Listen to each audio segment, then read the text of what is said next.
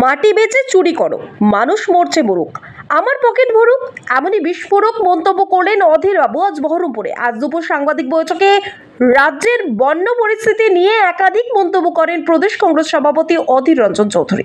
এই প্রসঙ্গে কি বলছেন আসুন শুনে নেব বিস্তারিত। পশ্চিমবঙ্গের সেচ দপ্তর যাদের অধীনে পশ্চিমবঙ্গে সেচের কাজকর্ম হয়, সেখানে স্লোগান আছে ঠাকুর রামকৃষ্ণের, মাটি টাকা, টাকা মাটি বেচে চুরি করো, মানুষ মরছে মরুক, আমার পকেট ভরুক। বন্যার অবস্থা দিনের পর দিন বাংলায় খারাপ হচ্ছে, কারণ এবার আপনারা সবাই জানেন যে আবহাওয়া দপ্তর আগেই বলেছিল সারা ভারতবর্ষে অনেক বেশি বৃষ্টি হবে। এতদিন এল নিনো এফেক্টের পর এখন লা নিনা এফেক্ট চলছে। সারা দেশ জুড়ে প্রবল বৃষ্টিপাতের সম্ভাবনা আবহাওয়া দপ্তর আগেই বলেছে, এবং তার আমরা প্রতিফলন দেখতে পাচ্ছি। যেহেতু পশ্চিমবঙ্গ নিচে বাস করে, লোয়ার রাইপেরিয়ান রিজিয়ন, উপরের জল এই বাংলা দিয়ে প্রবাহিত হয়ে সমুদ্রে গিয়ে পড়ে, অর্থাৎ বাংলা ভৌগোলিক ভাবে একটা ড্রেনেজের কাজ করে, ফলে আমাদের এটা ভুগতে হয়। কিন্তু প্রশ্ন হচ্ছে, পশ্চিমবঙ্গ সরকার জানে আমাদের এই রাজ্যের এই অবস্থা, কিন্তু তারা যে সতর্কতাটা নেওয়া উচিত, তার জন্য যে ব্যবস্থা করা উচিত, সেখানে তাদের মাথা ঘামানোর কিছু দেখছি না।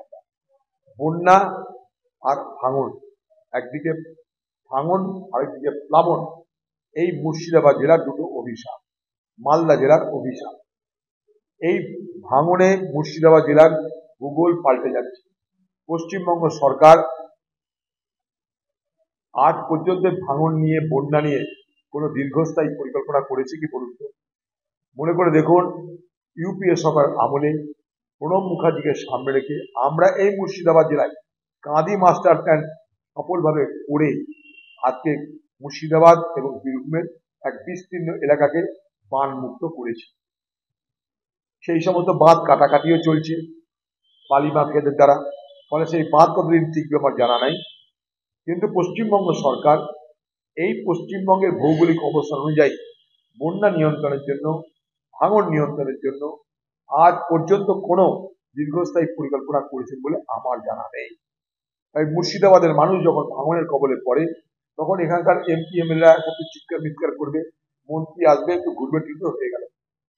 শুখা মরশুমে ভাঙনের কাজ করা উচিত, করবে না। শুখা মরশুমে প্লাবনের কাজ করা উচিত, করবে না।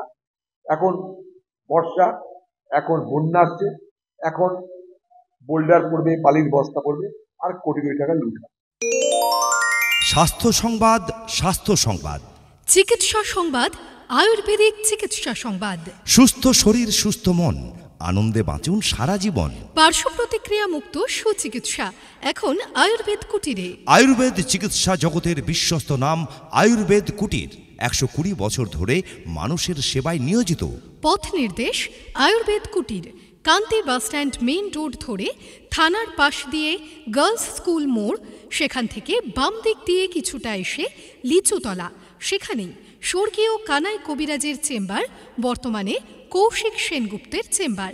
বংশ পরম্পরায় মানুষের সেবায় আয়ুর্বেদ কুটির, আয়ুর্বেদ কুটির, আয়ুর্বেদ কুটির। 5টা নয়, 10টা নয়, মাত্র একটি আয়ুর্বেদিক মেডিসিন মুক্তি দেবে অনেক জটিল অসুখ থেকে। বিশ্বাস করতে পারছেন না? ভরসা করে দেখুন। আয়ুর্বেদ কুটিরে চিকিৎসা করছেন প্রতিদিন সকাল 9টা থেকে দুপুর 1টা পর্যন্ত এবং বিকেল 4:30 থেকে রাত্রি 8:30 পর্যন্ত অভিজ্ঞ আয়ুর্বেদিক কবিরাজ কৌশিক সেনগুপ্ত।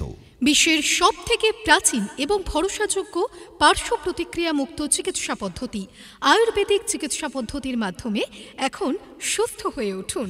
যাবতীয় স্বাস্থ্য সমস্যায় এখন ভরসা রাখুন আয়ুর্বেদ চিকিৎসায়। আসুন আয়ুর্বেদ কুটিরে। প্রতিদিন সকাল 9টা থেকে দুপুর 1টা পর্যন্ত এবং বিকেল 4টে থেকে রাত্রি 8:30 পর্যন্ত আয়ুর্বেদ কুটিরে চিকিৎসা করছেন বিশেষজ্ঞ আয়ুর্বেদ কবিরাজ কৌশিক সেনগুপ্ত। চিকিৎসার জন্য রোগীর অগ্রিম নাম লেখাতে ফোন করুন 9933590570 অথবা 7364993100 এই নম্বরে, কিংবা সরাসরি আসুন আয়ুর্বেদ কুটিরে, আমাদের পথ নির্দেশ কান্দি বাসস্ট্যান্ড মেইন রোড ধরে থানার পাশ দিয়ে গার্লস স্কুল মোড়, সেখান থেকে বাম দিক দিয়ে কিছুটা এসে লিচুতলা, সেখানেই স্বর্গীয় কানাই কবিরাজের চেম্বার, বর্তমানে কৌশিক সেনগুপ্তর চেম্বার। আয়ুর্বেদ কুটির, কবিরাজ দিলীপ সেনগুপ্ত বসছেন কান্দি বিজয়নগর নিজস্ব বাসভবনে। কবিরাজ কৌশিক সেনগুপ্ত বসছেন কান্দি লিচুতলা চেম্বারে। 100% আয়ুর্বেদিক ঔষধ এবং ISO সার্টিফাইড। ভরসা রাখুন, সুস্থ থাকুন।